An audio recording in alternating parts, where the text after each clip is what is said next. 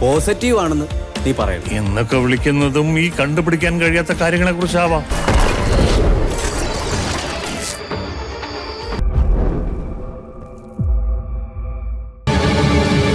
എന്തായിരിക്കും ദർശനോട് പറയുന്ന? അടുത്തേക്ക് ചെന്നാലോ?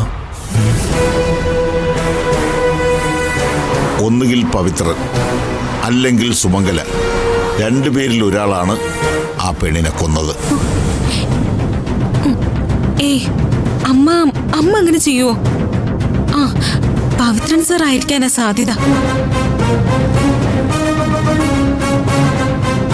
പവിത്രനാവാനുള്ള സാധ്യത കുറവാണ്. കാരണം ആ പെൺകുട്ടിയെ അയാൾ സ്നേഹിച്ചതല്ലേ. അയാളുടെ കുട്ടിയല്ലേ ആ പെൺകുട്ടിയുടെ വയറ്റിലുണ്ടായിരുന്നത്. എന്തായാലും അയാൾ ഉറപ്പായും സുമംഗലാമ്മയെ തേടി വരും.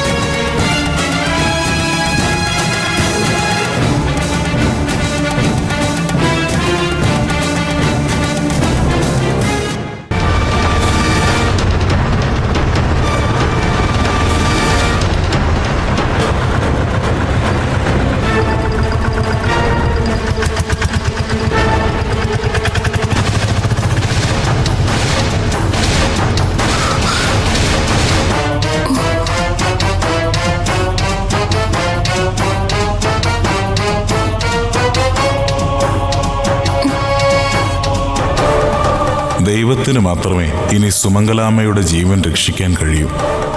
പ്രാർത്ഥന, പരിഹാര പൂജ, ശിക്ഷയുടെ കാഠിന്യം കുറഞ്ഞു കിട്ടാൻ കർമ്മങ്ങളൊക്കെ ചെയ്യണം.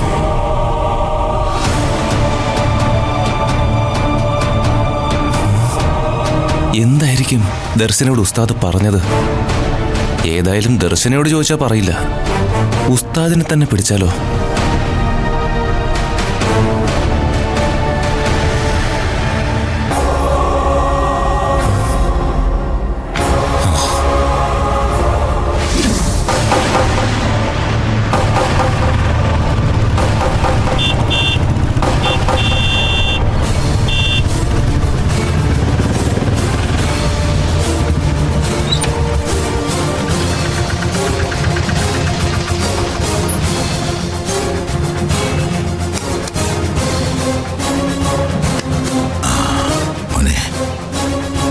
എന്താ രൂപേഷേ?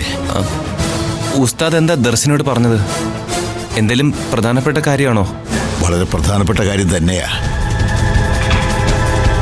പക്ഷേ എനിക്കത് മോനോട് പറയാൻ ബുദ്ധിമുട്ടുണ്ട്. മോന്റെ ഭാര്യയല്ലേ, മോന് തന്നെ ചോദിക്കാമല്ലോ. അല്ല, ശരി മോനെ.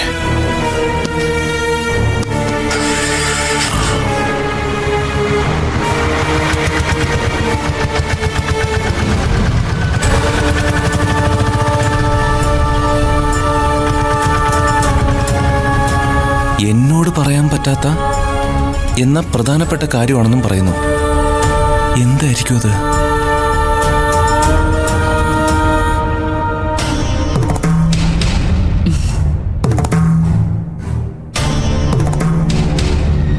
എഴുതി തന്ന പ്രകാരമുള്ള പരിഹാര പൂജകളെല്ലാം ചെയ്തു അല്ലേ?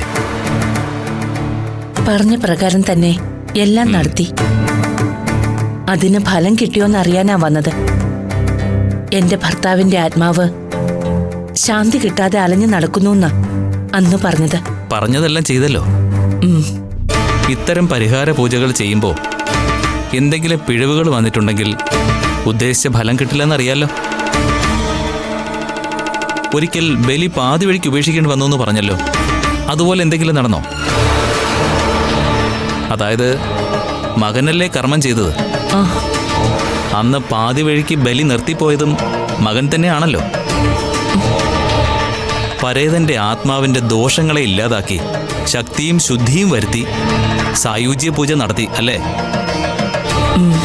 ബലികർമ്മം ചെയ്തു, ഗണപതി ഹോമം ചെയ്തു, മഹാസുദർശന പൂജയും നടത്തിയില്ലേ? അമ്പലത്തിൽ നടത്താനുള്ളതെല്ലാം നടത്തി. വെള്ളി പ്രതിമയിൽ ആവാഹിച്ച് വിഷ്ണു ക്ഷേത്രത്തിൽ സമർപ്പിക്കുകയും ചെയ്തു. മഹാസുദർശന പൂജ ചെയ്യാൻ പറ്റിയില്ല. തറവാട്ടിലിപ്പോ അതിനുള്ള അനുകൂല സാഹചര്യങ്ങളും ഇല്ല.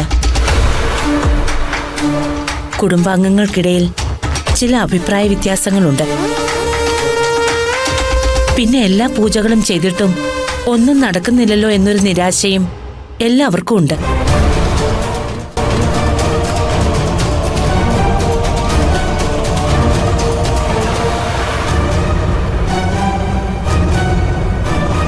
സുദർശന ഹോമം ചെയ്യാത്തതിനൊരു പിഴ മനസ്സിൽ സങ്കല്പിക്കുക.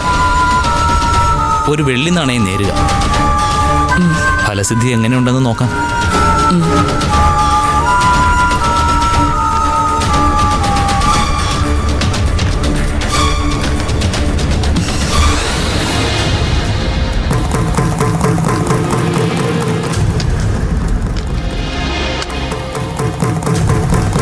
കൃഷ്ണ, വലിയ കുഴപ്പമൊന്നും കാണുന്നില്ല. പക്ഷേ പ്രശ്നം തീർന്നിട്ടില്ല എന്നാണല്ലോ കാണുന്നത്. ഭർത്താവിന്റെ ആത്മാവ് ഒഴിഞ്ഞു പോയിട്ടുണ്ട്. മറ്റൊരു ദുരാത്മാവിന്റെ ഒരു അപമൃത്യു. അതും ഏതാണ്ട് 1/4 നൂറ്റാണ്ടിന് മുമ്പ് നടന്ന ഒരു ദുർമരണം. ആ ദുരാത്മാവ് കുടുംബത്തിന് ഒരു സ്വസ്ഥതയും തരില്ല എന്ന് പറഞ്ഞ് പ്രതിബന്ധമായി നിൽക്കുകയാണല്ലോ. ശനിയും കേതുവും ഇടഞ്ഞു തന്നെ നിൽക്കുക. ഇനിയും കുടുംബത്തില് മരണം നടക്കും. പക തീർക്കാൻ നടക്കുകയാണ് ആത്മാവ്. അതും ഒരു ഗർഭിണിയായ സ്ത്രീയുടെ പ്രേതമാണ് 25 വർഷമായി ഗതി കിട്ടാതെ അലയുന്നത്. പ്രശ്നമാണല്ലോ. ദാ ഭസ്മം.